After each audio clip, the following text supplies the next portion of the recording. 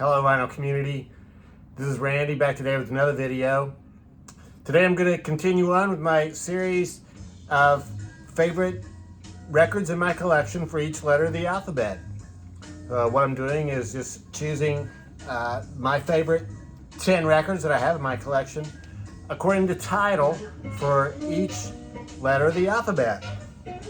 I've been doing this since the letter A, and so today I'm up to the letter O. I wanted to mention here at the beginning that a couple other people have been doing this thread too. Balding Boomer Scott did one. He did the letter A. I think that's the only one he's done so far, but Scott, if you want to jump back in, you're welcome to come back in at any time. You can just pick a letter. I don't think you have to do all of the I don't think you have to do all of the letters. And other people who've been doing this though are Chris Kibler, Culture Fan, Dave, and Scott Spinner 1, George. So I'm going to leave links to their channels or videos down there in the description. So check those out if you get a chance. Background music today is Julie Driscoll and Brian Auger and the Trinity. The name of this record is Open. So fits in with the O scheme of things here. So yeah, these are my 10 favorite records that I have in my collections. Begin with the letter O. Before I get started on that, I wanted to mention that Out of Stat is an EP. So this is not going to be mentioned in today's video. 1983 EP by Minor Threat. This is the third pressing, I think, according to Discogs, the research I've done there. It looks like this is the third pressing. It's kind of interesting because I'm pretty sure I bought this when I was living in Germany. But what it says on there is that the ones that were printed during the third press in Europe had the European, so it would have had Deutschmarks up there instead of that dollar sign. So maybe this was imported to Germany, or maybe I'm mistaken. I didn't really buy this when I was in Germany. I'm not sure. But anyway, I'm pretty sure it's the third pressing. So, but the letters that are, the records that are really in the top 10 for the letter O. These are in alphabetical order. These not necessarily ranked from 1 to 10. So, Echo and the Bunnymen, Ocean Rain.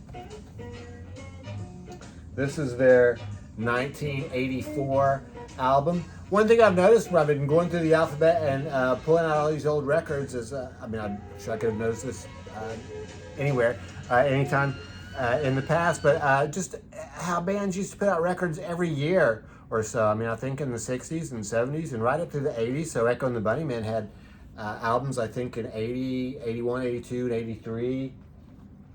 Something like that. I think this is their fourth album from 1984.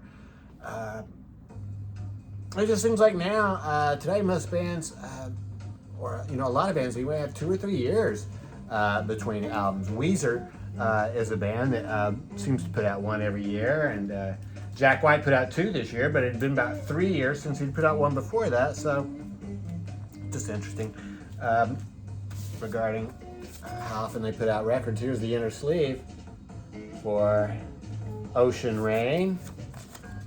That was on Sire Records in the United States. Ocean Rain, Echo and the Bunnymen. So I guess they were sort of an indie rock band or new wave band, maybe from England in the early 80s there, and they may still be playing today. Next, Octopus by Gentle Giant. This is the first of 2 records I'm going to show today that have the die-cut sleeves. So, Gentle Giant is a progressive rock band, also from England.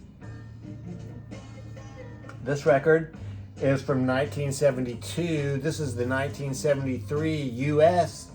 first pressing. Just the track listing on the back.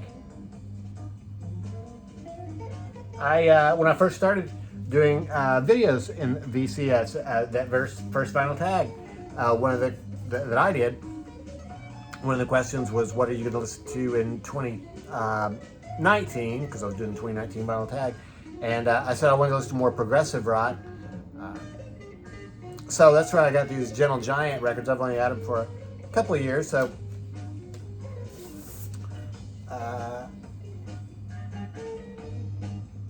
this is probably, I guess, my favorite of these of the few progressive rock albums. I sort of lost that.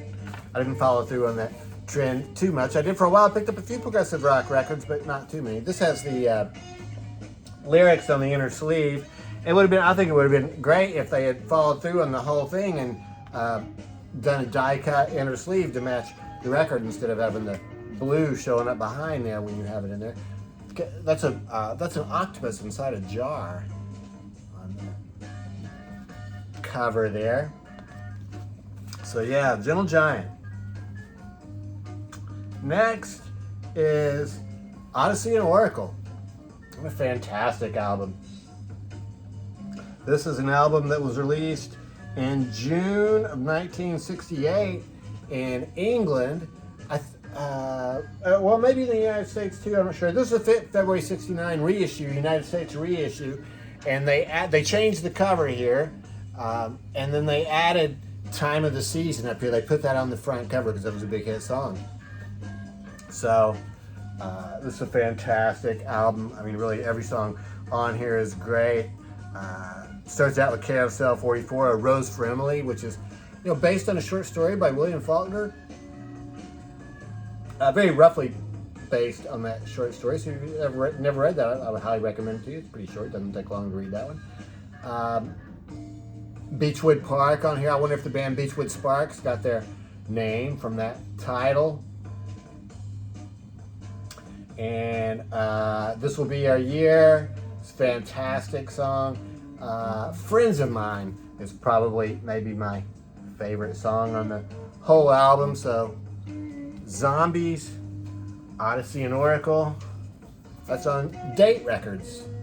Yes, this was the second issue of this one. Came with this Columbia inner sleeve. Next up, probably one of my favorite bands, Small Faces.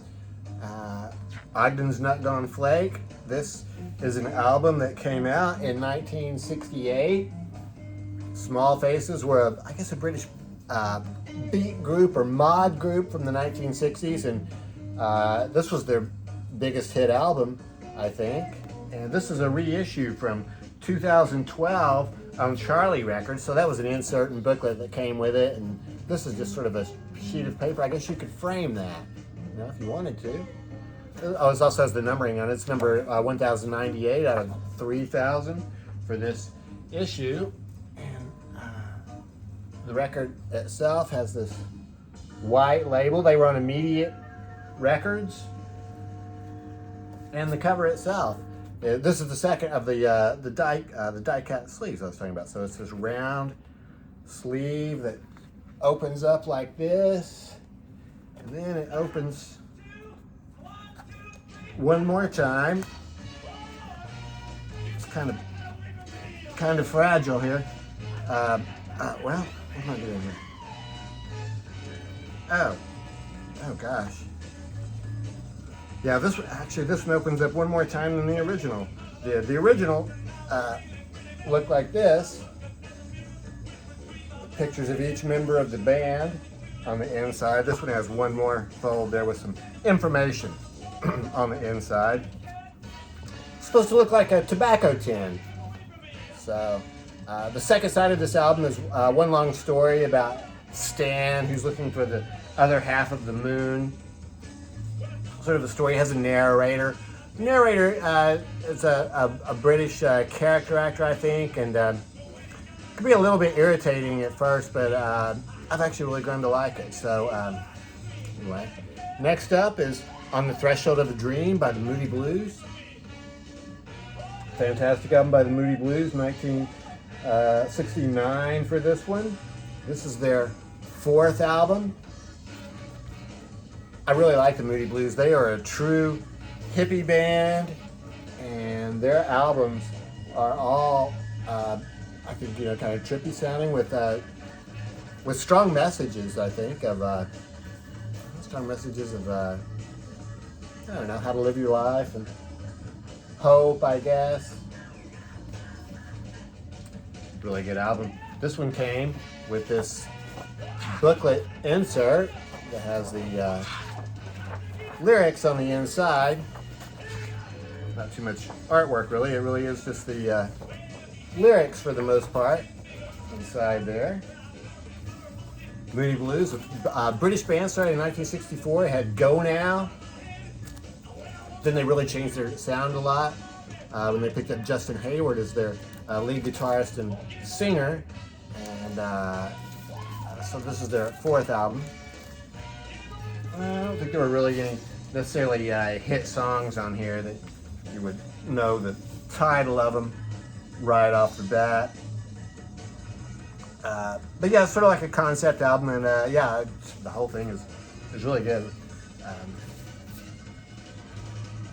Cactus, one way or another.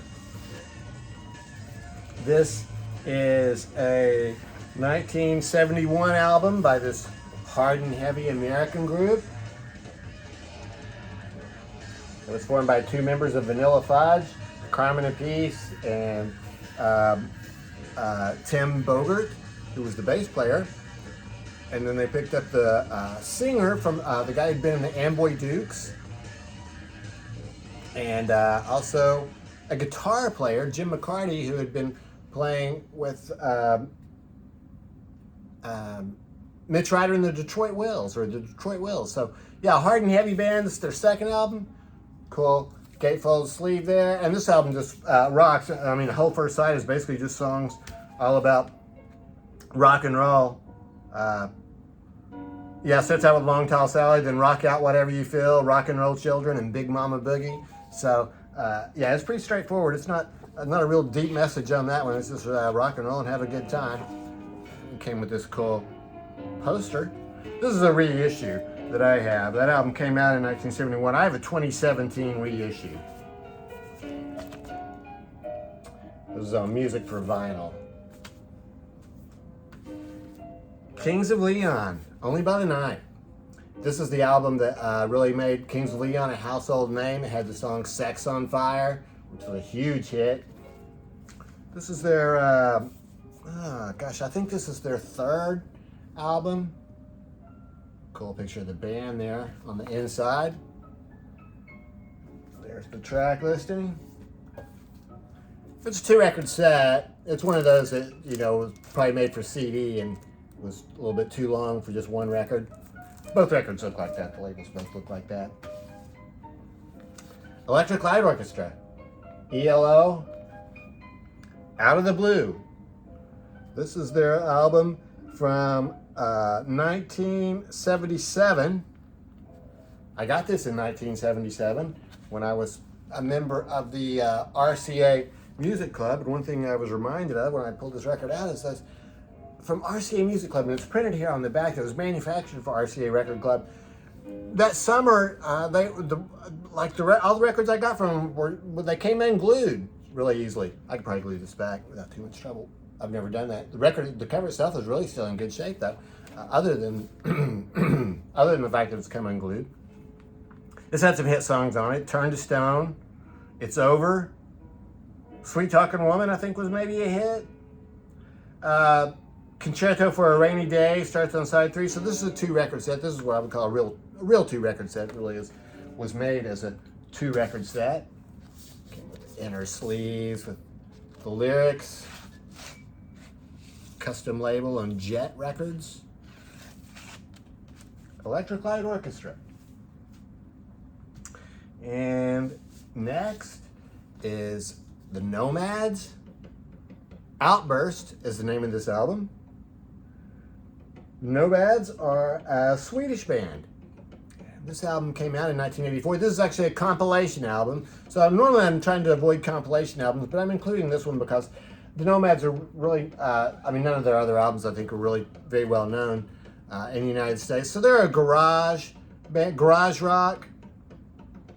That very first song, The Way You Touch My Hand, is just fantastic. They also do a cover of On 5 Years Ahead of My Time. The Kinks, I'm Not Like Everybody Else. So there's a picture of the band. I guess these must have been, I don't know if these were EPs or singles. They had quite a few records. I was looking in Discogs. Quite a few albums, quite a few records. They may still be playing. Kind of hard to say. This is I think this is a reissue though on What Goes On Records. And my last album for O is Overkill. Motorhead's Overkill.